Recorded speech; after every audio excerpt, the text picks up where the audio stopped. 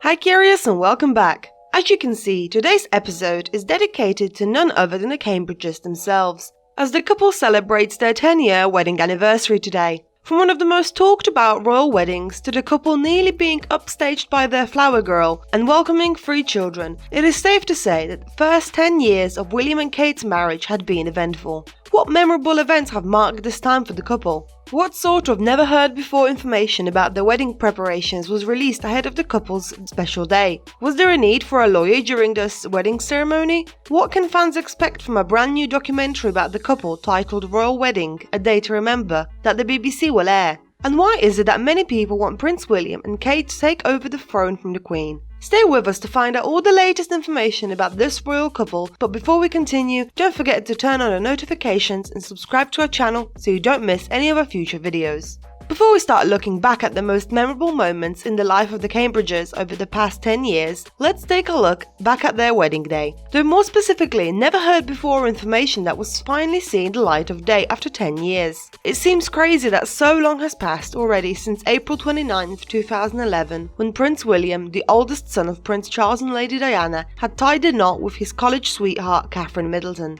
The two met back at St Andrews University in 2001, and by 2002 they had moved in together with some friends. However, in 2004 they went for a trial separation before breaking up for good in 2007, though that didn't last long, as that very same year they got back together and have been going strong ever since then. And while their wedding was fit for a princess and was viewed by over 2 billion people and seemingly went without any problems, the people involved in the work behind the scenes have now revealed how stressful the situation was. Even when it came to the ceremony itself, one of the new information came from Dr. John Hall, who had spoken with the Daily Mail as part of their special weekend edition of the magazine to celebrate the couple's 10th anniversary. Dr. Hall was the man who during the ceremony had to utter the words, "If any man can show any just cause why they may not lawfully be joined together, let him speak now or else hereafter forever hold his peace." And it is exactly those words that had caused the need for them to have a lawyer on standby just in case. It is something a friend of his suggested, just in case someone did decide to give a reason why the two shouldn't marry. Though as you know, Curious, things went smoothly and there was no need for a lawyer to intervene. But there were more secrets in regards to the ceremony. Dr. Hall had admitted that being so nervous that he kept the Queen and other senior royals standing and chatting at the back of the Abbey, as he forgot that he was the one who was supposed to give the cue for the music to start, so Queen Elizabeth II was to move through the Abbey.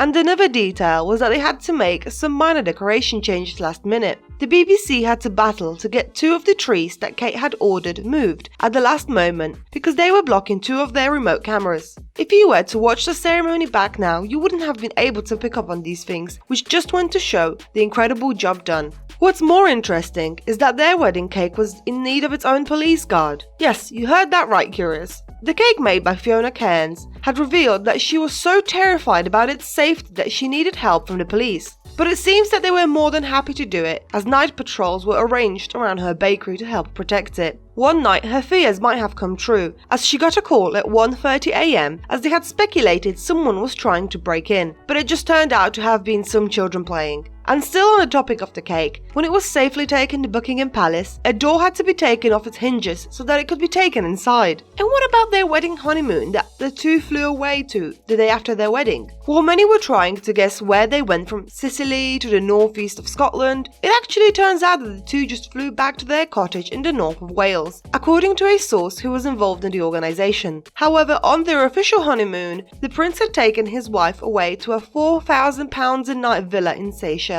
Speaking of the honeymoon and what followed the wedding, let's look at some of the biggest moments of the couple's past 10 years. Since their first official trip abroad as royal representatives and as husband and wife, they headed to Canada and the United States. And since then have been abroad on many more to places such as Australia, New Zealand, India, Pakistan and more. With those trips over time, they had shown that their popularity extended further than the British soil. And we'll talk about just how popular they are in a moment, so make sure you stick around until the very end. 2013 was the year that no matter where you were in the world, everyone was talking about the fact that the royal couple was expecting their first child. The coverage and talk had only intensified on July 22nd when the news had broken that the Duchess of Cambridge had given birth to the couple's first child, Prince George, who has since provided the people with many adorable and funny moments since then. For many, this was an exciting time, as for the younger generation, it was the first time a royal baby was born, while the older generations, who remembered watching William grow up, got to see Diana and Charles's oldest son become a father himself. The following year, on the family's trip down under, all the royal fans were delighted with pictures of little George on his first royal tour, which included photos and videos of the baby prince at a zoo with an animal known as the bilby,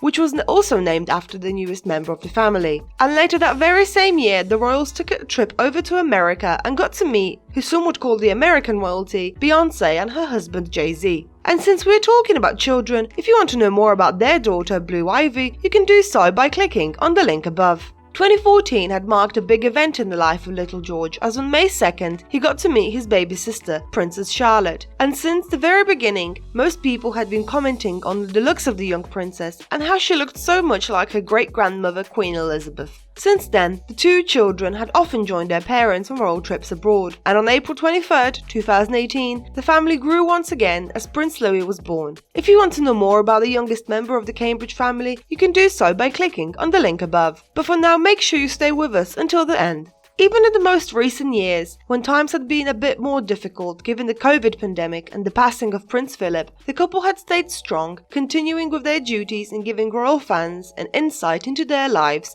by posting photos and videos on their official Instagram account, such as clapping for the healthcare workers. Many had often marveled at their little family, noting how happy they looked, and royal experts have repeatedly praised the Cambridges for their steadfast relationship. Duncan Larcombe had spoken of OK Magazine about the couple and revealed that Prince William had often craved the stability that he lacked in his early years. Speaking with the publication, he told them, "William's greatest wish has always been to build a normal, happy family, and in Kate, he found the perfect partner." Though that is not to say that the couple doesn't have fights like regular couples and doesn't have their own problems. Well, we can't say what goes on behind closed doors, especially of the royals, but as time has shown, they have been able to get past any problems that have come up in their life, even when it came to Prince William being accused of cheating on Kate Middleton with her best friend, which you can learn more about in one of our past videos. They have instead stayed silent, letting the rumours just be forgotten, and instead focused on working on initiatives that would help future generations in Britain and around the world.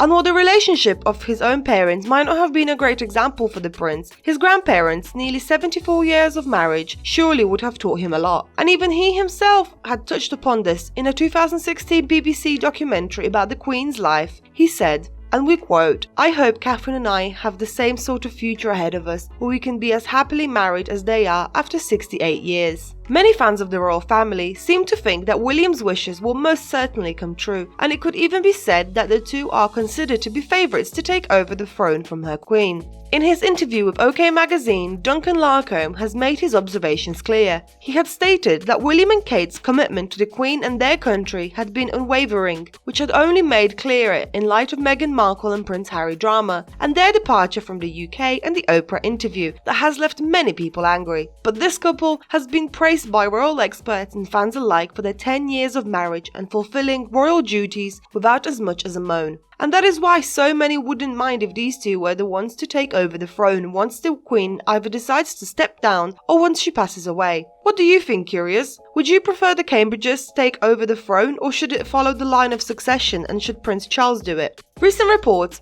are even suggesting that Kate might even be set to receive a new honour from the Queen. Royal commentator Richard Fitzwilliams had told The Express that on her wedding anniversary 2 years ago, Kate was made a Dame Grand Cross of the Royal Victorian Order by her husband's grandmother, and in 2017 was appointed a member of the Royal Family Order, which is given to the female members of the family and is also a gift from the monarch. Fitzwilliams reckons that one day she will aspire to the membership of Order of the Garter and its Scottish equivalent Order of the Thistle, and he suggests that could possibly even happen on the 10th anniversary of her marriage to William, but for that we will have to wait to find out. To commemorate their 10th anniversary, the BBC has announced that they will release an hour-long documentary titled Royal Wedding, A Day to Remember on April 30th. The show will feature interviews of people who had made the Cambridge's Big Day special, such as their florist, the former Archbishop of Canterbury who married Kate and William, and other guests such as former UK Prime Minister David Cameron. So Curious, can you believe it has already been 10 years since William and Kate got married? Did you watch the wedding ceremony as it was broadcast live? Do you plan to watch the BBC documentary once it's released? And do you think the Cambridges should be the ones to take over the throne? Let us know in the comments below, and as always, don't forget to like, share and subscribe to our channel so you don't miss any of our future videos.